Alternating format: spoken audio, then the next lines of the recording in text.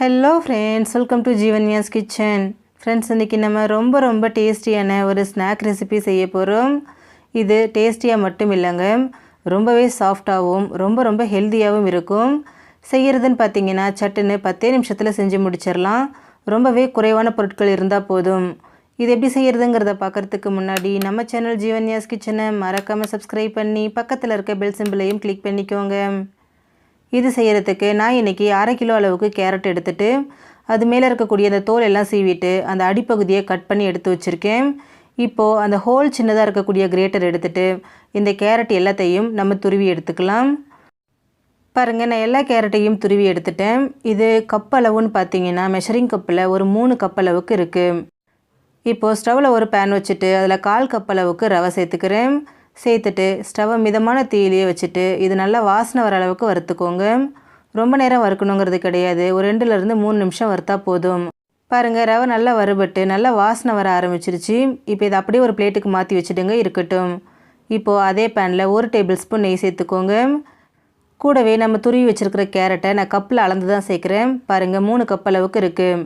சேர்த்துட்டு ஸ்டவ்வை மிதமான தீயிலேயே வச்சுட்டு ஒரு 3லேருந்து 4 நிமிஷத்துக்கு இதை கலந்து கொடுங்க. இது ரொம்ப வேகணும் அப்படிங்கிற அவசியம் கிடையாது.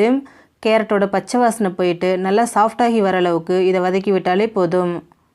அவ்வளோதான். பாருங்கள், பார்க்கும்போதே நல்லா தெரியுது கேரட் நமக்கு நல்லா சாஃப்டாகி வந்திருக்கு. இப்போ இது கூட நம்ம வறுத்து வச்சுருக்கிற ரவையை சேர்த்துக்கோங்க. கூடவே 1/2 கப் அளவுக்கு சர்க்கரை சேர்த்துக்கோங்க. இது மிதமான இனிப்பில் இருக்கும். உங்களுக்கு நல்லா ஸ்வீட்டாக வேணும் அப்படின்னு நினச்சிங்கன்னா 1 கப் கேரட்டுக்கு 1/4 கப் அளவுக்கு சர்க்கரை சேர்த்துக்கோங்க, சரியாக இருக்கும். சேர்த்துட்டு திரும்பவும் ஒரு 3லேருந்து 4 நிமிஷம் இதை கலந்து கொடுங்க. நம்ம சேர்த்துருக்கக்கூடிய கேரட் ரவை எல்லாம் நல்லா வெந்து வரட்டும். இதுக்கு தண்ணி எதுவும் சேர்க்கணுங்கிற அவசியம் இல்லை ஃப்ரெண்ட்ஸ். அந்த கேரட்டில் இருக்கக்கூடிய தண்ணி சர்க்கரை மெல்ட் ஆகி வரும் இல்லைங்களா, அந்த தண்ணியிலேயே நமக்கு ரவை நல்லா வெந்து வந்துடும். அவ்வளோதான். பாருங்கள், நம்ம சேர்த்த கேரட் ரவை எல்லாமே நல்லா வெந்து ஒரு ஹல்வா டெக்ஸ்சருக்கு வந்திருக்கு பாருங்கள். இப்போ இதில் ஒரு 2 டேபிள் ஸ்பூன் அளவுக்கு முந்திரியையும் பாதாமையும் பொடியாக நறுக்கி சேர்த்துக்கிறேன். கூடவே 2 டேபிள் ஸ்பூன் பால் பவுடர் சேர்த்துக்கிறேன்.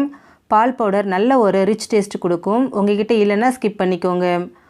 கூடவே வாசனைக்காக 1/4 டீஸ்பூன் ஏலக்காய் பவுடரும் சேர்த்துக்கோங்க. சேர்த்துட்டு ஸ்டவ்வை மீடியம் ஃப்ளேம்லேயே வச்சுட்டு இதை நல்லா கலந்து கொடுங்க. நம்ம சேர்த்துருக்கக்கூடிய பொருள் எல்லாம் நல்லா ஒன்று சேர்ந்து இன்னுமுமே நல்லா கெட்டியாகி நல்லா திக்காக வரணும். அது வரைக்கும் இதை கலந்து கொடுத்துக்கிட்டே இருங்க. ஒரு 2 நிமிஷத்துக்கு கலந்து கொடுத்தா போதும், நல்லா ஒன்று சேர்ந்து வந்துடும். அவ்வளோதான். பாருங்கள், எந்த அளவுக்கு நல்லா திக்காக வந்திருக்குன்னு, நல்லா ஒன்று சேர்ந்து வந்திருக்கு. இந்த அளவுக்கு கெட்டியாக எடுக்கும்போது தான் நமக்கு லட்டு உருட்டுறதுக்கு ரொம்பவே ஈஸியாக இருக்கும். பாருங்கள், நல்லா குக்காகி வந்திருக்கு. இப்போ இதை அப்படியே எடுத்துருங்க. எடுத்துகிட்டு இதை அப்படியே ஒரு பிளேட்டில் வச்சுருங்க. ரொம்ப சூடாக இருக்கும். இப்போ நம்ம கை வச்சு உருட்ட முடியாது, அதனால் வெதுவெதுப்பான சூடு வர வரைக்கும் மாறட்டும். பாருங்கள், வெதுவெதுப்பான சூடு வந்துருச்சு. இப்போது லட்டு உங்களுக்கு என்ன சைஸ் வேணுமோ அதுக்கேற்ற மாதிரி கையில் எடுத்துக்கோங்க. எடுத்துகிட்டு இதை நல்லா உருட்டிக்கோங்க. ரொம்ப கெட்டியெல்லாம் இருக்காது, நல்லா சாஃப்டாக இருக்கும் சாப்பிட்றதுக்கு. பாருங்கள், ரொம்ப பர்ஃபெக்டாக நமக்கு லட்டு ரெடியாகி வந்திருக்கு.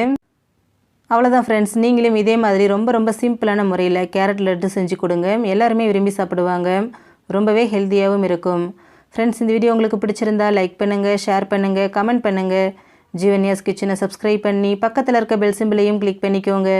அப்போ தான் நான் போடுற வீடியோஸோட நோட்டிஃபிகேஷன்ஸ் உடனுக்குடனே உங்களுக்கு வரும். தேங்க்யூ.